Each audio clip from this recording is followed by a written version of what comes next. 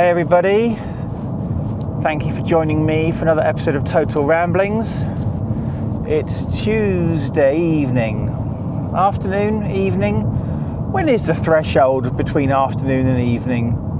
Probably still afternoon, because it's about 4:45 on Tuesday, the 8th of April.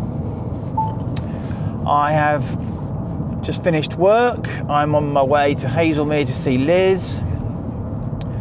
Just thought I'd give you an information dump.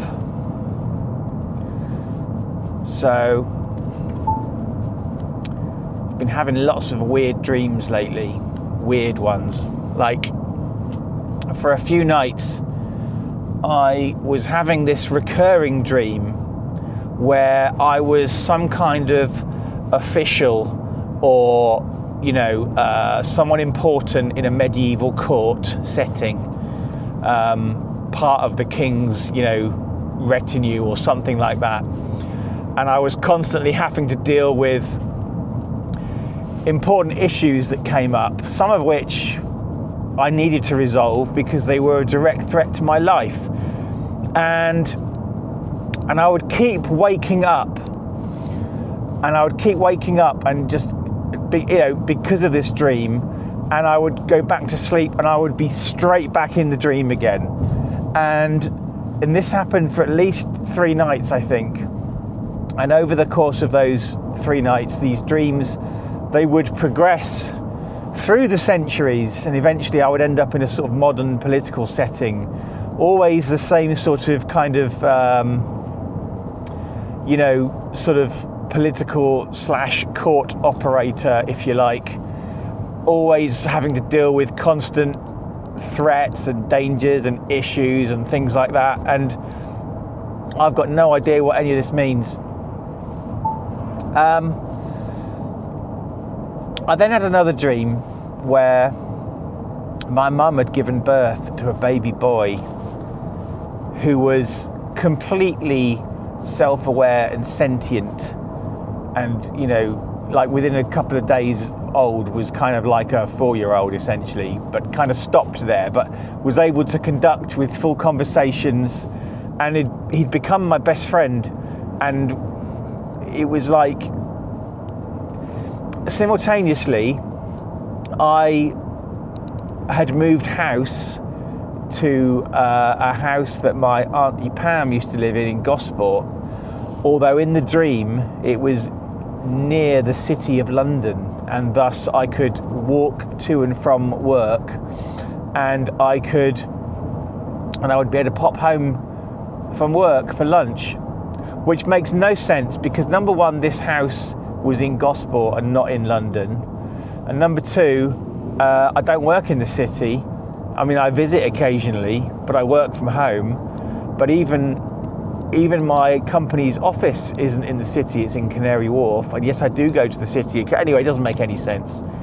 So that was a weird one. And all these dreams were kind of combined into one, And it's just kind of,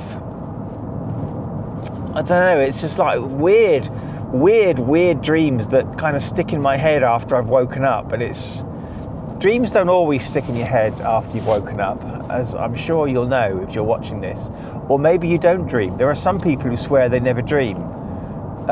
They do, they just don't remember them. Everybody dreams. But yeah, these ones kind of been sticking in my brain. Don't really know why. So yeah, but obviously as usual, I've got a lot on my mind. I'm waiting to hear from the insurance company who want to send out someone to assess the damp in my house caused by these leaking pipes. I'm going to need to get the pipe rerouted to avoid any future leaks in these underground pipes, so that's going to have to be at my expense. But they won't let me just reinstate the downstairs shower, which is all I want to do, so that Liz can come home at some point. They won't let me do that. So I'm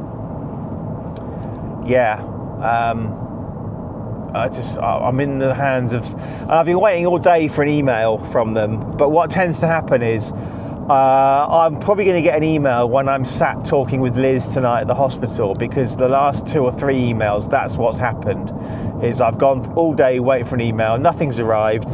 The moment I get to Liz, I get an email. It's almost like there's some sort of trigger mechanism as I walk through the door of her room. And it's all because I'm not allowed to deal with things sequentially. I have to have everything dealt with at once. I'm not allowed to sit there and just be with my wife. I have to also have this email, which I then have to think about as well. So traditional year, everything has to happen all at once, you know. Don't know why, don't know what I've done. I used to play the character of, my alter ego, online alter ego, Dr. Sinister, was obviously an evil supervillain. And I actually think the world has taken that as actual fact, and that I'm possibly being punished for being totally evil, when in fact I don't think I am evil at all. But maybe I do something in the future and it's time travelers from the future coming back trying to mess with me because of something that I do in the future. I don't know, like leave the gas on or something. I don't know. Don't have a gas oven, so that would be difficult. Yeah, so there you go. Also, I have been engaging with the Danish government about trying to get some money back. So this is really weird, right? When you work in Denmark, a portion of your wage is kept aside. It's called holiday funds, and I think it gets paid out to you when you have your pension or something. So basically, I was paying tax in Denmark, right? I was working in Denmark and Norway, but I was registered for tax in Denmark and I was paying tax in Denmark. And it meant I didn't have to pay tax in the UK because there's a reciprocal tax arrangement, or there was when we were in the EU. And basically a small portion of my money, because I only worked there for about 15 months all told, really. I say 18, but it was more like, so it was November 2018 until March 2020, so yeah, about 15 months or so. A small proportion of my wages were getting funneled into this account, and occasionally I get letters from the Danish government telling me how much money I've got. It's not a massive amount of money, but it would be handy right now, especially if I've got to get plumbing done. So anyway,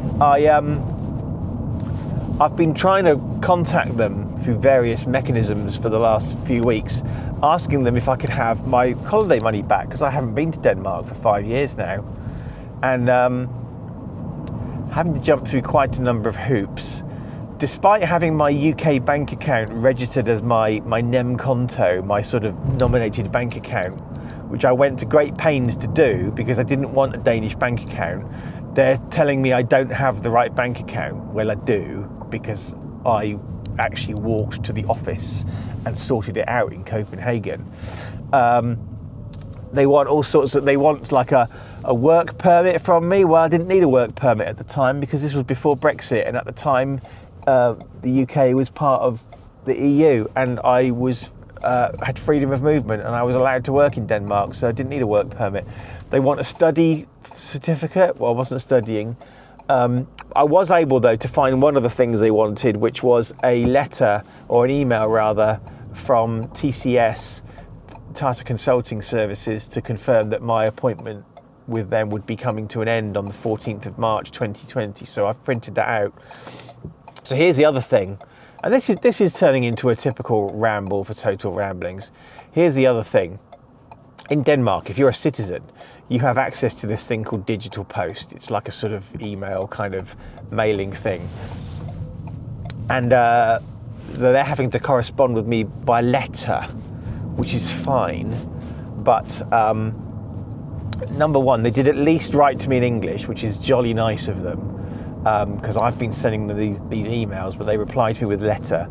And this letter dated the 27th of March arrived on Saturday the 5th of April, and I had to reply to them within 14 days. I mean, okay, fine, I replied immediately. I replied on the day, walked to the post box, sent the letter back. But, you know, it's not exactly going to be a 14-day turnaround because of the length of time it seems to take for their letters to get to me. So that's a small problemette. But yeah. So anyway, trying to get that money back. As I say, that would be dead handy, especially if I've got to have a plumbing line rerouted above ground to avoid these problems that I've been having in the future, hopefully. So yeah, there you go. That's what's been happening. And also, from a work perspective, I'm officially on the bench. So basically, the client I'm working for don't want to pay for an onshore, a UK-based project manager, so they're having to put the role offshore, which means I'm out of a role in that job, so I've got to find a new client to work with. So I've got quite a lot on my mind at the moment. I am continuing to do the work that I was doing anyway, but I'm officially not assigned to that account. So anyway, there you go. So that's what's been happening. Hope you guys are doing okay. I'm looking forward to the next season of Doctor Who. I'm looking forward to the next season of Andor, and probably will start pumping out quite a few episodes because I'm going to be doing reviews of those as and when they get released. Yes, I do need a shave. Yeah, I should be with Liz in about half an hour. Then I'll come home again, and I've just realised that I haven't really eaten today and I'm very hungry.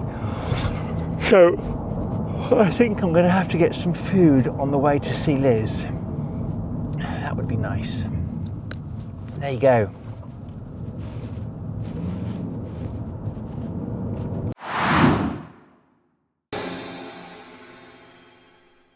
Well, it's Wednesday evening, nearly 10:15.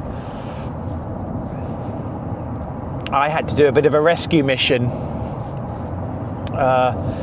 Liz's mum with Anthony was on the way home from visiting Liz today, and she collided with a bollard or something and shredded her 2 offside tyres. Had to be rescued by the RAC, and then had to wait for someone to come out and fit 2 new tyres to her car. So I went to pick up Anthony. I took him back to her house, gave him fish and chips, made sure he had a shower, sat with him while he showed me the Nintendo Direct video for the new Switch, the Switch 2.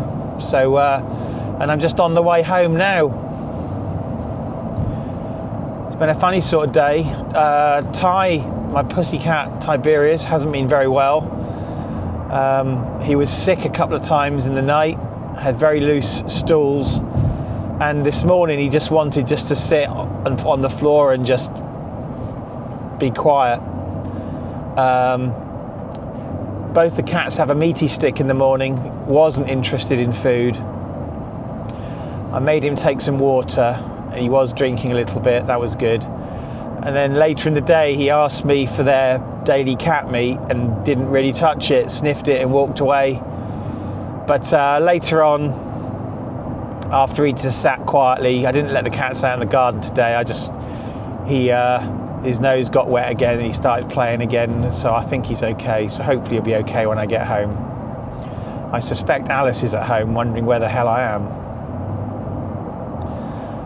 No news on finding a new client for me yet, although it's possible I might have to work with a US client, which would mean working to US hours, which is not ideal because I visit Liz and Liz likes me to visit and help her get to bed. I would probably be working until about this time at night. But anyway, beggars can't be choosers and all that, so we'll see what happens. But yeah, bit of an unplanned end to my day as I go home at 10:15. I'll be home in a minute or two. But bit of an unfortunate turn of events, really. Anyway, there you go.